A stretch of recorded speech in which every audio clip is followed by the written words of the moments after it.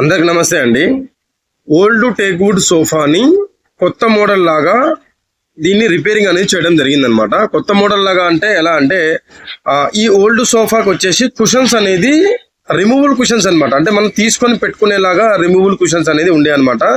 అయితే మేము దీనికి 12mm ప్లైవుడ్ వేసి ఫిక్సింగ్ అనేది చేయడం జరిగింది. అంటే మనం కదిలిచ్చినా కదలదు అనమాట. స్క్రూ ఫిట్టింగ్ తోనే దీన్ని ఫిట్టింగ్ చేయడం జరుగుతుంది. ఫస్ట్ నుంచి లాస్ట్ వరకు చూడండి, దీని లుక్ ఎలా ఉందనేది మీరే కామెంట్ చేయండి. అయితే దీనికి సీటింగ్ బ్యాగ్ రెండింటిలో కూడా 12mm ప్లైవుడ్ అనేది యూజ్ చేసినాం అనమాట.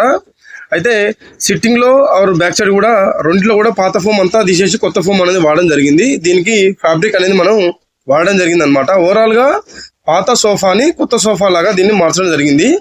అయితే ఇది రిపేరింగ్ చేసిన తర్వాత ఈవినింగ్ టైం అనమాట. ఈవినింగ్ టైంలో కావడం వల్ల కొంచెం బ్రైట్నెస్ అనేది మీకు తక్కువ పడుతుంది, కానీ సోఫా మాత్రం చాలా ఎక్సలెంట్ వచ్చింది అనమాట. చూడండి, ప్లైవుడ్ తోని మనం ఫిక్సింగ్ చేయడం అనేది జరిగింది అనమాట.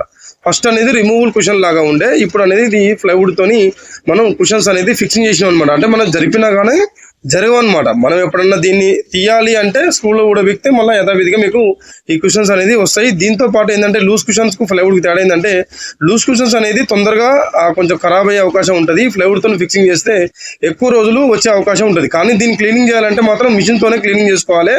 మనం వాషింగ్ మిషన్ లో కానీ అలాంటి వేసే అవకాశం అయితే ఉండదు అనమాట.